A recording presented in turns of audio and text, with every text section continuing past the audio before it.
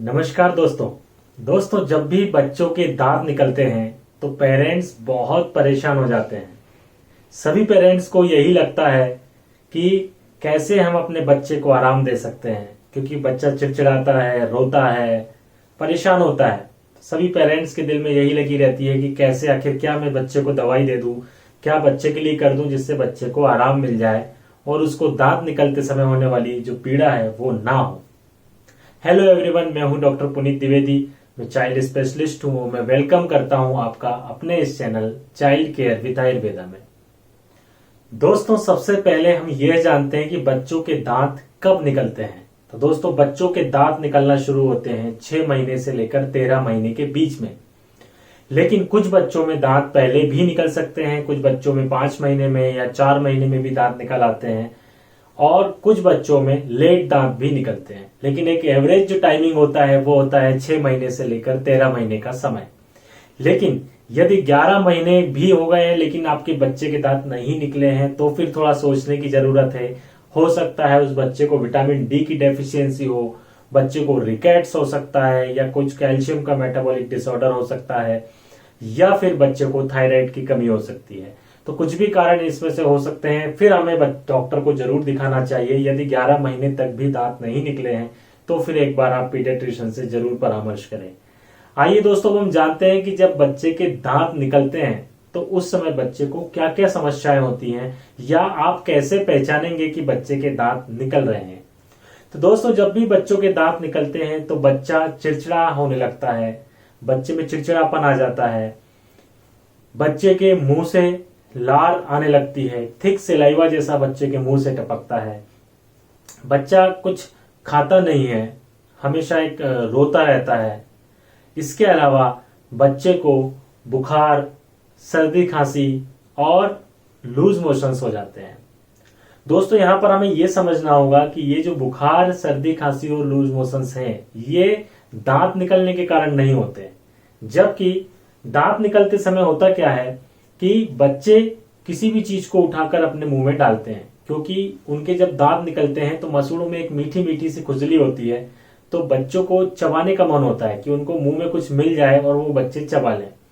तो जब दांत निकलते हैं तो हम समझ जानते हैं कि 8 महीने का बच्चा होता है, वो 9 महीने का बच्चा क्रॉलिंग करने लगता है। तो जब वो घर में इधर उधर घूमता है तो वो किसी भी चीज को उठाकर अपने मुंह में डालता है। उसकी आदत हो जाती है क्योंकि उसको अच्छा लगता है। तो यदि बच्चा किसी गंदी चीज को उठाकर मुंह में डाल लेता है या इन्फेक्टेड चीज को उठाकर मुंह में डाल लेता है तो उससे बच्चे को दस्त लग जाते हैं, या इन्फेक्शन के कारण बच्चे को सर्दी, खांसी और बुखार हो जाता है। तो सर्दी, खांसी और बुखार होने का कारण इन्फेक्टेड चीज का मुंह में डालना है, ना कि दांत निकलने से उसका डायरेक्टली सीधा कोई रिलेशन है। दांत निकलते समय बच्चे की डेली एक्टिविटी भी चेंज हो जाती है, बच्चे के मसूड़े में सूजन हो जाती है। उसको आप जान सकते हैं, यदि आप अपनी उंगली को अच्छे से धोकर उसके बच्चे के मुंह में डालेंगे तो आप देखेंगे कि बच्चों के मसूड़ों में आपको सूजन सूजन सी लगेगी, फूला हुआ सा मसूड़ा लगेगा। तो इस तरह से आप देखते हैं कि बच्चों के जब दांत निकलते हैं तो ये सारे लक्षण बच्चों के अंदर देखने को मिलते हैं। अब हम आते हैं उपचार के ऊपर कि यदि बच्चों के जब दांत निकलते हैं तो हम कैसे उनकी परेशानी को कम कर सकते हैं। तो दोस्तों, सबसे पहले मैं आपको बताऊंगा कि जब भी बच्चों के दांत निकलते हैं तो उसके कुछ टेम्परेरी उपाय मैं आपको बता रहा हूं कि इन उपायों को करने से उसकी समस्या को कम किया जा सकता है। पहली बात, सभी पेरेंट्स यह जान लें कि दांत निकलना एक सामान्य प्रक्रिया है। सभी बच्चों के जब दांत निकलते हैं, कुछ बच्चों को परेशानी ज्यादा होती है, कुछ बच्चों को बिल्कुल भी परेशानी नहीं होती, इसलिए घबराने की जरूरत नहीं है। आप बिल्कुल टेंशन ना लें। कुछ बच्चों में ही होता है कि जब बहुत ज्यादा बच्चों को प्रॉब्लम आती है। तो यदि बच्चों को समस्या आ रही है तो आप इन उपायों को करें, उससे बच्चे को डेफिनेटली आराम मिलेगा। तो दोस्तों, सबसे पहले मैं जो आपको बताऊंगा कि यदि बच्चे के दांत निकल रहे हैं और बच्चा परेशान है तो आप बच्चे को ब्रेस्ट फीडिंग कराएं। बार बार बच्चे को ब्रेस्ट फीडिंग कराएं। जब बच्चे के मुंह में निप्पल जाता है और बच्चा जब फीडिंग करता है, निप्पल को दबाता है, तो उससे उसको तत्काल आराम मिलता है। दूसरी चीज दोस्तों कि बच्चों के मुंह में दबाने के लिए मार्केट में टीथर आते हैं। टीथर कई सारे मटेरियल्स के बने होते हैं, लेकिन आप सिलिकॉन का टीथर यूज कर सकते हैं। वो बच्चों के लिए नुकसानदायक भी नहीं होता है। टीथर अलग अलग साइज के, अलग अलग शेप के आते हैं। कुछ के अंदर लिक्विड टीथर भी होते हैं जिनके अंदर लिक्विड भरा हुआ होता है, और कुछ सॉलिड टीथर भी होते हैं। किसी की एप्पल शेप में होता है, कोई की शेप में होता है। तो यदि आप बच्चे को ज्यादा चिड़चिड़ापन हो रहा है तो उसको आप टीथर को चबाने के लिए भी दे सकते हैं, जिससे कि बच्चे को उस समय तत्काल आराम मिल जाता है। तीसरी चीज है दोस्तों कि आप चाहें तो अपनी उंगलियों से भी बच्चे को आराम पहुंचा सकते हैं। आप अपने हाथों को अच्छे से हैंड वॉश कर लीजिए। करने के बाद में अपनी उंगली से धीरे धीरे हल्के हल्के हाथ से उसकी मसाज कीजिए, मसूड़ों की मसाज करें, हल्के हल्के हाथ से अंदर डाल के प्रेशर करें। उससे बच्चे को बहुत आराम मिलता है और बच्चे को बहुत अच्छा लगता है। इसी तरह से दोस्तों, यदि बच्चे को सर्दी खांसी नहीं है, गर्मियों का समय है, दोपहर का टाइम है, तो आप आइसक्रीम भी बच्चे को दे सकते हैं। हल्का सा जब आप आइसक्रीम बच्चे को जब चटाएंगे तो ठंडा ठंडा सा लगेगा। उस ठंडे लगने से भी बच्चों की सिकाई हो जाएगी और बच्चे के मसूड़ों में आराम मिलेगा, बच्चे को बहुत लाभ मिलेगा।